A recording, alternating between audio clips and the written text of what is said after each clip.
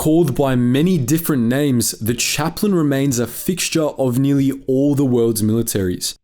With the global upheaval in military doctrine during the First World War, chaplains transformed from stuffy old codgers preoccupied with instilling high moral standards into cheerful chaps who would bend every regulation in the book just to brighten a soldier's day.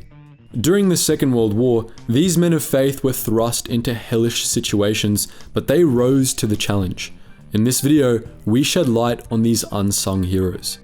You've probably all heard the phrase, history is written by the victors, but as recent times have shown, it's also written by those who create the news. In the unprecedented times we're living in, it's easier than ever to get caught up in tribal echo chambers and lose the perspective of the other side. This leads to further division, hatred, and anger. I mean, just think about it. You and your neighbor might be seeing completely different information depending on the news you read. Thankfully, Ground News is attempting to solve this issue. Ground News is a first-of-its-kind website and app that allows you to compare how any news story is being covered across the political spectrum. It's a tool with easy-to-use features to help you be more confident you're getting the full picture. One of these tools is the bias distribution chart that shows which outlets are reporting the story and where they stand on the political spectrum. One of my favorite features is the blind spot feed, where you can see stories underreported by either side of the political spectrum, essentially giving you a behind-the-scenes peek at how the media really reshapes history. To escape the endless partisan media cycle, use ground.news/thefront to check it out, or click the link in the description to download the app. Chaplains, just like the faiths they practiced and represented, had varied roles alongside the fighting men of the Second World War. The German military had a long history of appointing Catholic chaplains to minister in war camps, as well as field rabbis who served shoulder to shoulder with soldiers on the front line.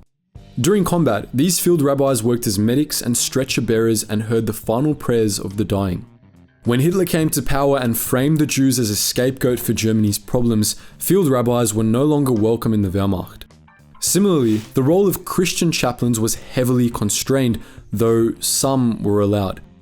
Military chaplains were prestigious in the overwhelmingly Christian Germany, and they retained their prestige despite the Nazi Party's support of paganism. In the Soviet Union, chaplains were barred from serving in the military and were generally persecuted due to Marxist-Leninism's fundamental opposition to religion. Despite this, some found their way to the front and ministered to the dying, though this was actively discouraged by political officers. It was in the United States and Commonwealth forces that chaplains were the most active. They couldn't be conscripted, so all were volunteers. They wore officers' uniforms, but with special insignia marking them out. In the military hierarchy, a chaplain's rank became equivalent to whoever he was speaking to at the time, meaning he could talk to a private, sergeant major, or general on their level without the stuffy formality. Officially, chaplains were meant to be called sir, but most hated this and preferred nicknames or simply padre. Solidified during the Second World War, these traditions continue today. A chaplain's job description stated he was there to look after the men's spiritual well-being and provide religious services, but none stuck rigorously to this. Their unique position outside the chain of command meant that, technically, no one could reprimand a chaplain except a more senior one, and this was very rare. Consequently, chaplains became known, and are still known, as the biggest rule benders, and sometimes rule breakers in Commonwealth militaries. Chaplains regularly used their networks to acquire extra food for soldiers at the front or a few luxuries from back home, going above and beyond to improve morale. Even though they wore military uniforms, chaplains were not considered enemy combatants under the Geneva Conventions. They were also discouraged from carrying weapons, but many carried pistols for self-defense. It's unlikely these were ever used though. Chaplains could also not be taken as prisoners of war. If a chaplain was captured, he had to be returned home by the enemy at the earliest opportunity, unless he chose to remain in the POW camp alongside his troops. As men of duty and self-sacrifice, this was the fate most chaplains chose. One of these men was John Weir Foote, whose actions saved countless Canadian lives. A Presbyterian minister, Reverend Foote volunteered for service in the Canadian Army at the outbreak of World War II. He was appointed chaplain to the Royal Hamilton Light Infantry and stayed with them when they shipped out to England. On August 19, 1942, 6,000 infantry with armoured and aerial support made an amphibious landing in Dieppe, northern France. The landing was supposed to demonstrate the Commonwealth commitment to reopening the Western Front against Germany after the bitter defeats at Dunkirk. However, it had the opposite effect.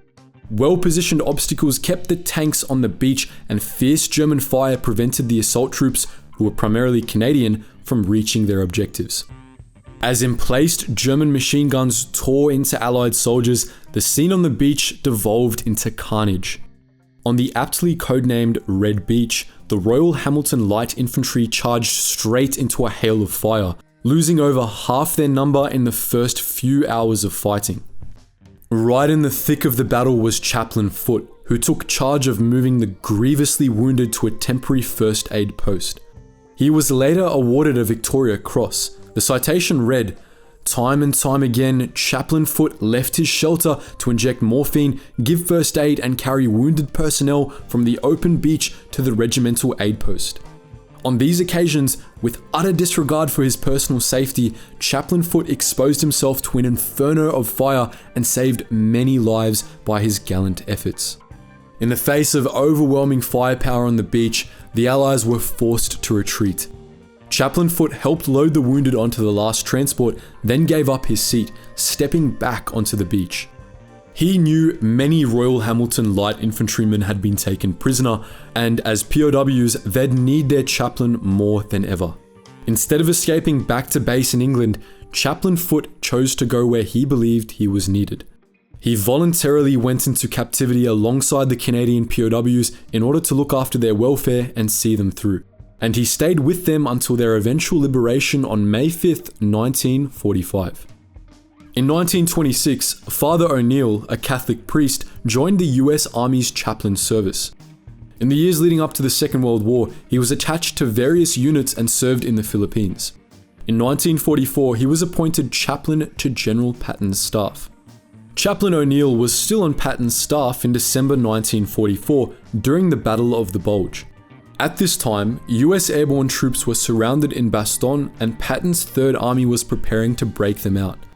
The battle would be bloody, and Patton wanted every possible advantage, chief of which was air support. But bad weather meant that fighters and tank-busting aircraft were grounded for the offensive. With no other option available to him, Patton turned to God. He ordered Chaplain O'Neill to compose a prayer for clear weather. A section of this prayer reads, "Restrain these immoderate rains with which we have to contend. Grant us fair weather for battle. Graciously hearken to us as soldiers who call upon thee that, armed with thy power, we may advance from victory to victory and crush the oppression and wickedness of our enemies and establish thy justice among men and nations." Soon after delivering the prayer, the weather cleared and air support was on standby. Patton was so impressed that he awarded Chaplain O'Neill a Bronze Star on the spot. Less than a week later, the US Armored Spearhead reached Bastogne and relieved the beleaguered paratroopers. Though they didn't manage to effect divine intervention, the most well-known chaplains of the Second World War are probably the 4 chaplains of SS Dorchester, who gave their lives on the night of February 3rd, 1943. The ocean liner turned troopship SS Dorchester left port in New York with 900 men bound for Greenland and then England. Aboard her were 4 newly minted US Army chaplains. Each practiced a different faith, but all had studied together at the Army Chaplain School and were firm friends.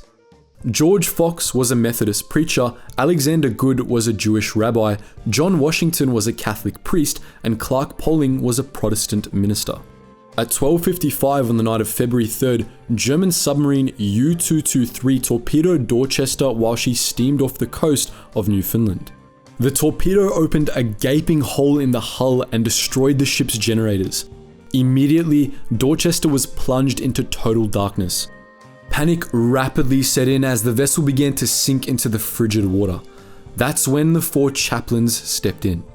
Working as a team, the 4 chaplains organized the evacuation of the lower decks and handed out life jackets to the men. When they ran out, the chaplains gave up their own life jackets. Once they had helped as many men as they could, they linked arms and recited a prayer as the ship slipped completely below the waves. Grady Clark, a survivor, later recalled, "The last thing I saw, the 4 chaplains were up there praying for the safety of the men. They had done everything they could. I did not see them again. They themselves did not have a chance without their life jackets." That was the largely untold story of the chaplains who served in World War II. But what do you think? Did you know the Germans had a tradition of appointing field rabbis for their troops? Do you think Chaplain O'Neil called forth divine intervention? Do you think chaplains still have a place in modern armies? Let us know all that and more in the comments section below, and as always guys, thank you so much for watching, and I hope you learned something new.